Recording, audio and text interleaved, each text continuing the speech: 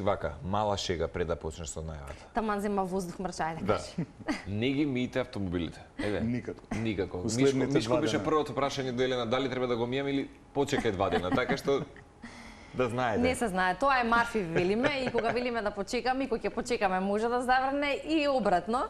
Времето е толку непредвидливо што веројатно треба и покрај прецизна, како велиме, временска прогноза, не можеме да бидеме секогаш прецизни. Да. Но ние прецизно ќе се обидеме во нашата утринска тема да одговориме на прашањата кои што ги имаме, нешто што е поврзано со денешното време или со временото време во кое што живееме, а се разбира и со информацијата или новитетот кој што ги имаме во Скопје. Неодамна доби 100 електрични возила нашиот град кои што ќе се изнаемуваат, нели имаме информација како, на кој начин, за колку пари и така натака, но ова меѓу другото и развојот на електричните возила и во Европа и во светот е поттик или повод за нашата денешна тема. И се разбира дека можеби не постои посоодветна личност од нашиот колега, новинар или човек кој што е скоро 30 години во светот на автомобилизмот, кој што веројатно ги знае и предностите и бенефитите и што е добро кога зборуваме за електричните возила, па и малку повеќе да се информираме, се разбира како и на кој начин се употребуваат или каде оди иднината со нив. Мишко, добро утро и добре ни дојде. Добро. Се извинувам, добро утро и добро ве најдов. Ова е најлегитимно што го кажа Ивана, мора да признам. Не ми се верува дека 3 децении речиси си во етерот со својот автоклуб. Автомагазин. Автомагазин, пардон. Да, од 1996 година. Ама како автоклуб, сите сме во клубот на автомагазинот. Баш така ќе го... Сите сме во клубот на инфицирани со возила. Јас сериозно ќе ти честитам, сериозно. Како ми велиш за камери дека можеби според некои наши вака сознание телевизиски дека можеби едно од најдолготрајните конзистентни телевизиски емисии кои што стануваат во етерот да ги почитуваат малку повеќе светот на автомобилистичката индустрија и така натаму. Да. Автомагазин е специјализирана емисија и таа е посветена на автомобилизмот, сообраќајот, културата на сообраќајот. И мислам дека е една од ретките и на Балканот што обстојува толку време. Така е. Ако начнеме друга тема, културата на сообраќајот, денес ќе се фокусираме на електричните возила, за културата на сообраќајот, Мишко, веројатно 30 години имаш многу работа во тој дел. Културата на сообраќајот кај нас никако да ја средиме.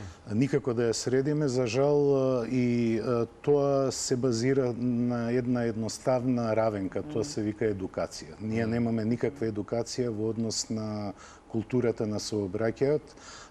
Тоа се отсликува и од општата култура што ја имаме во државата, па таа и индиректно влијае на сообраќајот. И висна за Восхит е да кажеме дека ти практично преку автомагазинот на некој начин не само што се зашто илјада затоа токму на оваа тема, туку претпоставам дека цела еволуција си забележал во реализирањето на сите овие твои епизоди, па и денес со Ивана да те најавиме и да говориме конкретно за електричната иднина за волот. Знаете што е поразително? За овие 29 години колку што го следам автомобилизмот, најпоразителен податок во нашата држава е што просечната старост на возниот парк од 18,5 години е од осамостојувањето на државата па до ден денеска. Значи, ништо немаме направено да го обновиме возниот парк, а на сите звона удираме и збориме за екологија, зборуваме за нови технологии, но тие, за жал, тешко се апликативни кај нас. Да, токму тоа ќе зборуваме и за интересот кај нас кон електричните автомобили, нивната примена и употреба, а исто така и се разбира едукацијата или информираноста за тоа што значи да имаме електрични автомобили, кои се бенефитите во смисла на подобрување на квалитетот на воздух, ако тоа е еден фактор, намалување на бучавата, која што ја имаме, апсолутно ќе се согласим, особено како што зборувавме во централното градско подрачје или конкретно во главниот град и економските бенефити кои што се добиваат. Сега имаме иницијатива, поточно имаме 100 електрични автомобили и тоа го слушнавме неодамна, но ајде да видиме како и на кој начин кај нас сме и информирани и заинтересирани за електрични автомобили. Интересот секогаш постои, затоа што електричните возила носат со себе една друга порака. Да, убаво кажавте, загадувањето ќе се тргне од градските средини, но тоа е само еден дел од мозаикот. Загадувањето со електричните автомобили мигрира од урбаните средини кон средините каде што се произведува електрична енергија. За жал, во светот се уште производството на електрична енергија се базира на фосилни горива и на руди. Скоро повеќе од 78% струјата што ја произведуваме во светот е од нечисти извори. Се уште многу малку добиваме струја од ветерници, фотоволтаици и така натаму. Кои што се добри позитивни субститути денеска можеби за Да, но сепак ако збориме за екологија, тие не се еколошки. Зошто? Затоа што изработката на фотоволтаиците и ветерниците е многу скапа, посебно на ветерниците, да, а по истекот на ресурсите многу е скапо и нееколошко рециклирањето на тие материјали. Значи, долгорочно, може би сега за сега? Долгорочно треба да се изнајдат уште извори на енергија. Еден од најавените субститути е водородот, но тој за сега, за жал, се уште е многу скап да се произведе, бидејќи за неговото производство бара многу електрична енергија. А исто така и изработката на батериите за електричните возила е еден нееколошки процес и нивното рециклирање уште по-нееколошки процес. Да, тоа читав и баш за сега овие се податоците кои што ги споделуваш, баш ги читав. Дали во моментот, Мишко, ја оценуваш моменталната состојба на електричните возила во Македонија или дали сме на вистинскиот пат, би рекол, кон електрична мобилност? Има ли вака прагматичност кога би те прашал дека траекторијата некако си ја имаме веќе полека? Сакали или не, ќе мораме да ја фатиме таа траекторија, убаво кажавте, но електричните возила и електрификацијата генерално на глобално ниво оди со непредвидено темпо, односно со успорено темпо. И оваа година се бележи еден благ пораст на продажбата на електрични и електрифицирани возила. Предњачи Кина, која во првите 4 месеци, имам податоци до крај на април, има продадено 3,3 милиони електрични возила. Европа има негде околу 1.200.000 електрифицирани, што не е и електрични, ако сакате и тоа малце ќе го објасниме. И Америка е со околу 600.000 електрични возила во овие први 4 месеци на годината, додека остатокот од светот пак околу 600.000 електрифицирани и електрични возила. Разликата во електрифицирани и електрични возила е во системот на движење. Електрифицираните возила може да бидат благи хибриди кои имаат мали електрични мотори и тие се употребуваат само за подобрување на мобилноста и ефективноста на моторот на согорување. Потоа имаме само напојувачки хибриди кои имаат своја батерија, која не е голема, но овозможува да се движи наизменично возилото во циклус на еден резервар околу 40, 50 до 60 километри на електрична енергија. И имаме исто така плагин хибриди кои им е неопходно да се полнат на полначи, но обезбедуваат автономија, електрична автономија со едно полнење помеѓу 70 и 200 километри. Додека батериските електрични возила, или што ние само ги викаме електрични возила, тие имаат во зависност од големината на батеријата автономија од 200 па до 600 километри. Тоа е онаа теориска. Реалната знае да биде многу пониска во зимските месеци, бидејќи батеријата не сака ладно време, не сака топло време и батеријата исто така не сака брзо полнење. Да, значи некои идеални услови. Да, векот на батеријата опаѓа со бројот на брзи полнења. Па затоа и производителите ограничуваат, самата батерија ограничуваат на можност на брзо полнење во еден циклус од животен век. Животниот век на батеријата трае околу ефективниот живот може долго да трае, но оној што ќе обезбеди безгрижно користење на тој автомобил би било околу 8 години. И гаранцијата на батеријата трае 8 години. Сега да објасниме малце што значи и гаранција на батерија. Батерија, да. Производителите ја прифаќаат гаранцијата доколку во гарантниот рок падне капацитетот на абсорбирање на енергија, односно на складирање на енергија помалку од 80%. Сега, како што се усовршуваат технологиите, направено е да не мора да се смени цела батерија, туку одредени келии. Да се ревидира нешто? Да, бидејќи самата батерија е составена од батериски келии. Неколку компоненти, да речеме. Па тоа се келии кои се во кластери. И многу е поевтино да се смени кластерот. Инаку, главна негативност на електричните возила е кога треба да се смени батеријата. И таа кошта околу 50% од самата цена на возилото. Да се вратам на прашањето околу кај сме ние и кај Европа и кај е светот. Најдалеку отиде Кина и со технологија и со продажба на електрични возила. За жал, електричното возило и до ден денеска, односно батериските електрични возила, се елитистички производи. Тие чинат многу пари. Една мала паралела. Да кажеме едно Peugeot 208 со мотор на внатрешно согорување чини помалку од 18.000 евра. Истиот негов пандан со електричен мотор и батерија чини над 34.000 евра. И тука е главната сопка околу мала препрека, да речеме. Да, околу омасовувањето на електрификацијата, а посебно во сиромашни држави. Тоа го свати Европската унија и сега сака неколку регулативи да внесе, да помагаат во купување на електрични возила на семејствата кои немаат можности да купат електрично возило.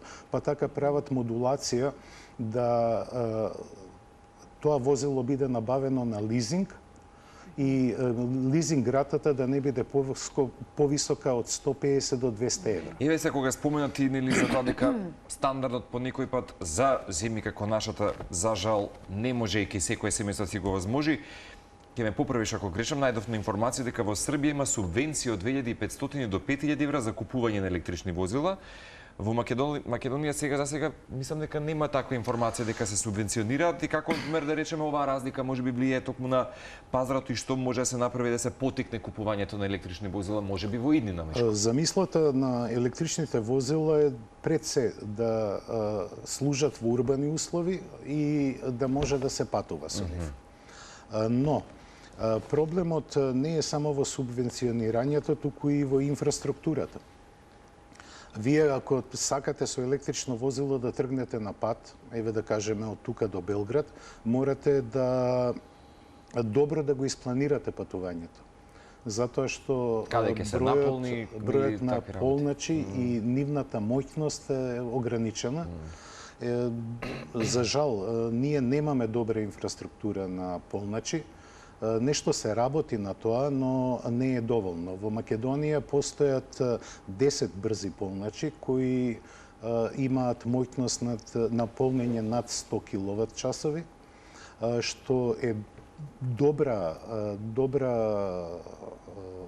брзина на полнење, но за жал нив ги имаме 5 по главните магистрали, 6 се извинувам, и останатите, еве сега и во Охрид ставија еден брз полнач.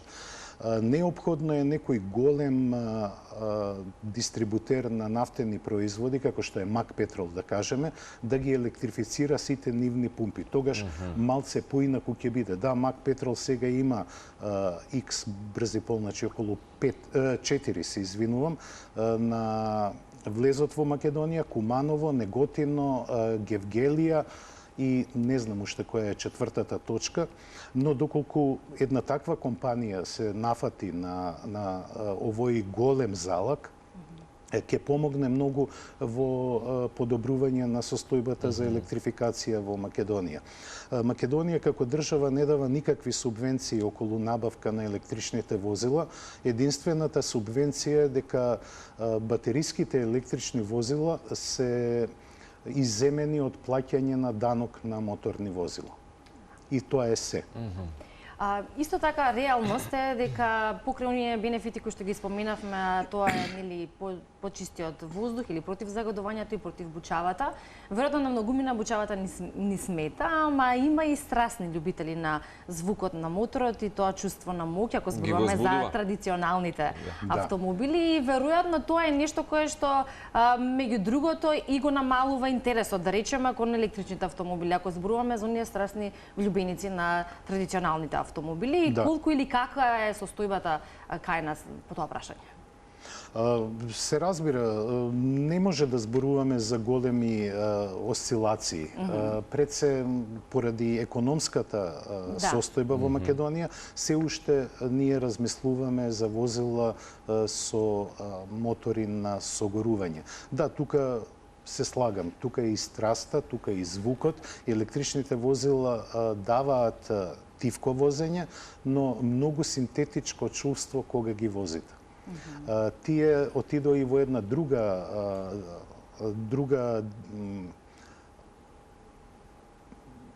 на другата страна на стапот, да кажеме. На другата крајност. Електричните возила имаат сега располагаат со многу конјски сили. Развиваат добра брзина? Развиваат одлични брзини, развиваат големи забрзувања. Имаат и по 1200 конјски сили. Но следува прашањето, зошто? Да. Ограничувањата на движење во градските услови, во градските средини се рестриктивни, исто така и на автопатиштата.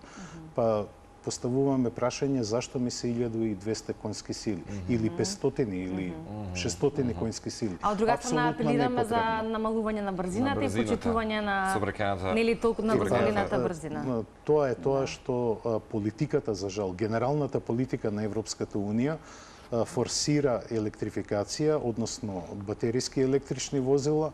Од друга страна, производителите се ставени на огромни трошоци, не само развојни, туку и производствени. Работната сила во Европа и во Америка е многу скапа. Еве да кажеме, во Европа работникот учествува во трошок на автомобил повеќе од 3400 евра по автомобил. Додека во Кина трошокот за работник по возило е не поголем од $480. Каква е ова евидентна разлика? Па затоа што многу се силни синдикатите. Јасно. И има многу барања кои мора да се исполнат на работниците од една страна. Од друга страна, трошоците на развој се енормно скапи. И трета страна е тоа што Европската унија наметнува едни други системи на безбедност кои мора да се вградат и во најмалите и во најголемите возила. Тие системи за безбедност исто чинат за едно возило кое на пазарот чини 18.000 евра и за возило кое чини 300.000 евра. И затоа добиваме една дисфрапанца во цените. Малите возила до пред 5-6 години можевме да ги купиме за 12.000 евра, а сега под 18 не може да се најде некој добар модел. И тоа е поскапување од 50%. Да. Ние зборуваме за интерес, зборуваме за воведување на електрични возила, споредување со Европа па и со светот, а истовремено се соочуваме со предизвик, па може да кажеме многу години, ако зборуваме за инфраструктурата. Сега и да имаш електрични возила, да немаме соодветна инфраструктура и тоа исто така е, нели како велиме проблем или предизвик, па имаме или да можеме ли да зборуваме за инфраструктурата во Македонија, ако поголем дел од патиштата знаеме дека имаат проблеми, кратери, нешто што нели го нервира секој возач. Сериозно е проблем. Го нервира секој возач. Постои шега на таа тема. На редовна полициска контрола запираат возач и му викаат ти си пијан. Вика, од кај знаеш? Па возеше право. А сите кои се трезни ги избетнуваат тук. Да. Друг репер за фина анекдота. за полицајците. За жал, патната инфраструктура во Македонија е таква каква што е. Предолго се работи на неа и никако да се доработи. А што се однесува до инфраструктурата на полначите, вкупно во Македонија постојат околу 70 полначи, но поголемиот дел од нив е до моќност од 22 киловата. Па така, ако имате батерија од 80 киловат-часа, таа ќе треба да се полни околу 5 часови, бидејќи полнењето на батеријата не е линеарно. Како што повеќе се наполнува, таа се успорува брзината на полнење на батеријата.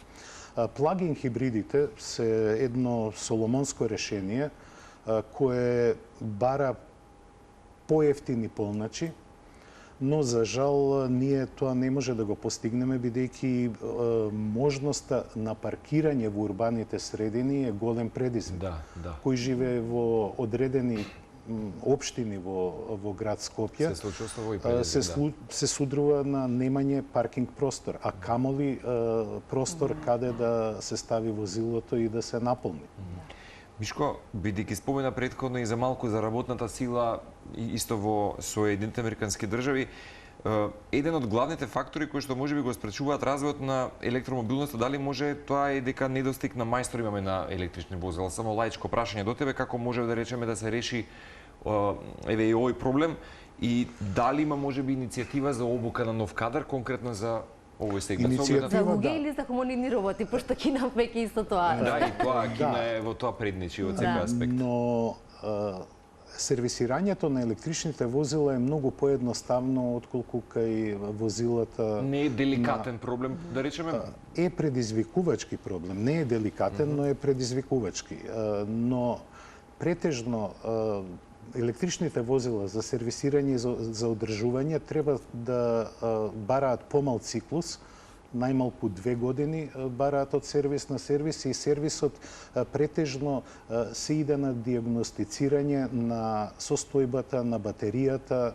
Електромоторот е многу едноставен и нема што да се расипа во него.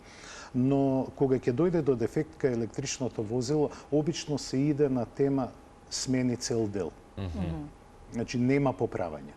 Тој тренд е за жал и кај модерните автомобили кои се уште користат мотори со внатрешно согорување, така да во сервисите покрај стручноста на мајсторите сега надвладува еден друг менталитет да се менува делот, а не да се поправа. Дали според тебе, бака да речем искусен, долги години можеби во светот на баш автомобилизмот, очекуваш можеби, вака, ако би те прашал лаечки она што ти вели инстинктот, дека до 2035 година Скопје и Македонија ќе добијат еден нов возен парк и инфраструктура апропо хибридни електрични возила. Тоа е утопија дури и во развиените земји. Да, Европа има во Европската унија, не Европа. Зашто те прашам понекогаш кога ги слушам информациите колку ќе се создаде нов авио-автомобилистички сообраќај. Значи баш онака утописки што велиш, некако тенденциозно ги нафрлуваат темите и светските медиуми за тоа дека ќе се добива новен возен парк, нова инфраструктура, нови сообраќајни или воздушни, нова светла иднина, нова екологија у која ние ќе живееме, прекрасно, убаво и така натаму. Се навикнавме веќе на тоа. Тоа е една убава приказна како љубовта. Да. Сите ја сакаме, сите се надеваме на неа, но не е баш така како што е во теоријата. За жал, како што споменав на почетокот, тоа е политички избуткана агенда, која е многу агресивна по прашање на пиар, но регулативно се судрува со многу проблеми. Самите производители има многу амбициозни планови што се однесува до електрификацијата и производството на електричните возила, но за жал пазарот покажува едни други параметри. Па сега тие ги ревидираат своите планови и повеќе се враќаат на моторите на согорување и некои нови солуции. Една од тие солуции е и водородот, кој може да функционира како гориво во моторите со внатрешно согорување, да тој има помала калориска вредност отколку бензинот, односно фосилните горива, но како нус производ на согорувањето е чиста вода. Сега многу производители работат на решавање на тој проблем. Пред се тоа е Toyota, BMW, Hyundai и Mercedes, кои веќе ги имаат имплементирано тие технологии, посебно во стопанските возила и во теретните возила, бидејќи електрификацијата се покажа како неефективна кај транспортните возила. Бидејќи тежината на самите батерии е многу поголема, кај еден камион таа и до 4 тона. Со тоа се намалува бруто носивоста на самиот камион. Значи, помалку роба може да носи. Дури и Европската Унија планира зголемување на забраната на тежината на возилата и да се зголеми уште за 5 тона, токму поради батериите. Но тоа ќе предизвика големи проблеми во инфраструктурата, односно на патиштата, бидејќи патиштата кога се градат со одредена пресметка на тежина на возило. Сега таа е нарушена. Приказната е многу широка, многу комплексна, а не е така розова како што ни се сервира од Европската Унија. Јас не ја напаѓам Европската Унија, но Европската Унија мора да се каже уште оваа работа дека има уште 5 комисии кои работат на решавањето на регулативите околу електричните возила уопште во сообраќајот, но ниедна меѓу нив не е координирана. Па така да производителите се содруваат со X проблеми кои мора да ги имплементираат во возилата, а кои не се координирани од овие 5 тела на Европската Унија. Така да се ствара една општа конфузија и многу големи предизвици за производителите. Мишко, кон крајот, ево ова нека биде последно прашање и пократко. Ја мислев почнавме. Јас морам уште нешто, ајде ќе се обидеме некако. Да не ми летне мислата. Она кое што е веројатно и честа тема и во твоите емисии е спортскиот автомобилизам или оние страстни љубители на спортските автомобили и оние кои што ги практикуваат, ги возат, се тркаат и така натака. Исто така и оние кои што се љубители на олдтаймерите или имаат олдтаймер. Колку и како би било прифатливо за нив примената и употребата на електрични возила? Не може да зборуваме за олдтаймери и за електрификација. Не можеме да ги ставиме во иста реченица. Не може да ги ставиме, бидејќи формулацијата за олдтаймер е да треба да биде постар од 30 години од датата на производство. Електричните возила се на сцена не повеќе од 15 години. Тоа беа пионерските почетоци на електрификацијата, така да не може да зборуваме за олдтаймери. За жал, електричните возила се исто резултат на едно потрошувачко општество. Не се иде на препродажба, иако се иде на поппродажба, се извинувам, постпродажба, таа не трае толку долго. Електричните автомобили имаат животен век околу 10 години, потоа е апсолутно неисплатливо да се поправаат или да се освежуваат, додека кај класичните автомобили е малку поинаква приказната. Така што електричните автомобили мислам дека нема да имаме олдтаймери и дека развојот на самите електрични автомобили и автономните технологии кои се доста актуелни ќе допринесат на една поинаква перцепција кон автомобилот. Се помалку ќе бидеме возачи, се повеќе ќе бидеме патници во автомобилите. 3 во 1, не знам дали ќе се обидам, ама морам да ги поставам прашања, да ми стојат на глава околу кога спомена за пазарот на трудот, дали можеби или електричната мобилност ќе отвори нови работни места, тоа ми е едно прашање. Дали подобро да се инвестира според тебе во јавен електричен транспорт околку индивидуален, зборам за електрични возила, и што да направат, или дали во моментот автошколите се прагматични доволно за да може да ги адаптираат можеби идните возачи за електричните возила. И тоа ми е една ситуација, бидејќи велат луѓе кои што се научени на стар начин на управување со нели зад воланот, со новите електрични возила е сосема друга приказна. Да, друга приказна е затоа што возењето електричен автомобил е предизвик сам по себе, бидејќи со користење на електрично возило вие се надпреварувате колку ќе рекуперирате, односно ќе направите возилото да ја обнови енергијата и да ја наполни батеријата. Тоа е многу ефективно во градски средини на возење. Инаку, начинот на возење на електричен и класичен автомобил не се разнакува. Да се вратам на првото прашање. Не, електричните возила нема да ја зголемат работната сила, напротив, ќе ја намалат.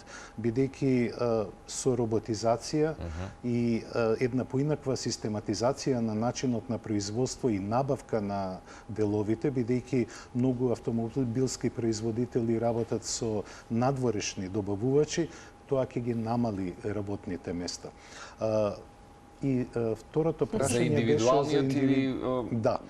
Електричниот транспорт, тоа ми беше прашање. Знаете што, тоа е више работа на менталитет. Ние доколку би имале одличен градски транспорт, еве ја ви гарантирам како страсен возач, ја во градска средина би користел јавен транспорт. Но вие не можете да се потпрете на јавниот транспорт во вакви држави каква што е нашата, бидејќи секое мало политичко несогласување на локално ниво се ефектуира на милион граѓани во поголемите градови на Македонија. Македонија. Со класичниот јавен градски превоз Што е поразително. Монохроматски кој што ми се менува. Да, добро е, еве да кажеме Струмица мора да ја спомнеме.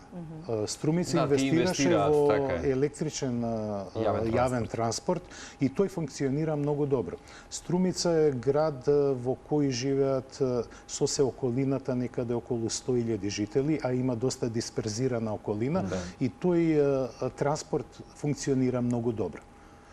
Зошто да не и во Скопје?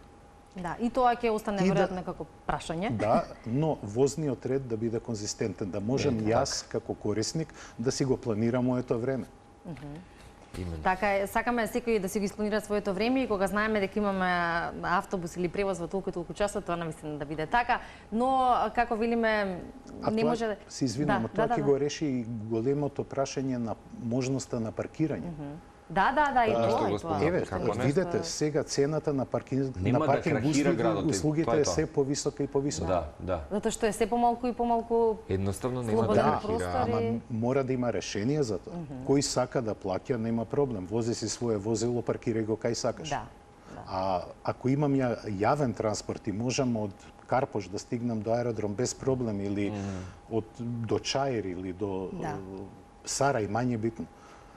Тогаш би било многу поинаку. Се надеваме дека барем на момент може вака да се замислиме некоја утопија и дека се ближат локални избори, сите овие можеби моменти кои што ги споделуваме, добро, знаете што има некои политички сили кои се јавуваат на нашата сцена, кои имаат сенс за ова прашање и кои покјавуваат интерес да го решат. Само да не ги фингираат работите. Затоа што многу често добро се политика е политика. Да, тоа е. И да се вратиме само на еден многу битен елемент околу популаризацијата на електричните возила. Тоа е цената на јавните полночи. Паралела може да дадеме во Македонија, каде што најскапата киловат час чини за домакинства е околу 6,2 денари, мислам, киловат час. Додека на брз полнач 1 киловат час чини 36 денари, доколку немате картичка одевана. Ако имате картичка одевана, тогаш таа цена ќе биде за некои си 20% по-ниска. Да, скапи се полначите, но проблемот е што сакаат инвеститорите многу брзо да си ја повратат таа своја инвестиција. Да, во пракса се види дека тоа не може да биде толку брзо и тоа гледаме како пример во Европа. Проблеми. Еве, со тој проблем се јавува и Норвешка, која е најразвиена светска земја по прашање на електрични возила. Само мала паралела, лани во Норвешка со ова завршувам. Дури 98% од новите автомобили биле батеријски електрични возила. Но цената на полнење на електричната енергија е драстично поскапена и сега е поскапа него да се наполни резервоар со гориво фосилно. А идејата на електрификацијата е да со ефтина енергија да се движиме и да допринесеме за екологијата. И за животната средина, не се движи овој напредок со електричните возила со толку брзо темпо како што и мислеа некои европски земји. За жал нема. А за кај нас пак да не зборуваме, не можеме воопшто ни да го замислиме во некаква временска рамка. Мишко, многу ни е мило што кај нас се чувствуваш очигледно пријатно и времето брзо ти помина. Не, апсолутно беше вистинско уживање, верувам како за нас, така и за нашите гледачи. Веројатно да, ќе имаме други теми со кои што ќе можеме и да зборуваме. Автомагазин оди на Телма телевизија, тоа мораме да кажеме. Секоја сабота во 12 часот. Секоја сабота во 12 часот за сите љубители на автомобилите, за сите нови информации од светот на автомобилизмот. Можеме YouTube да ја види и сигурно на сајтот Автомагазин кој има дневно полно новости по овие прашања. Ти благодариме за времето и за сите информации и ова е едукација всушност која што ја даваме. А оние кои што го пропуштија пак нашиот разговор, се разбира може да го најдат на нашата YouTube страна Утринска национална.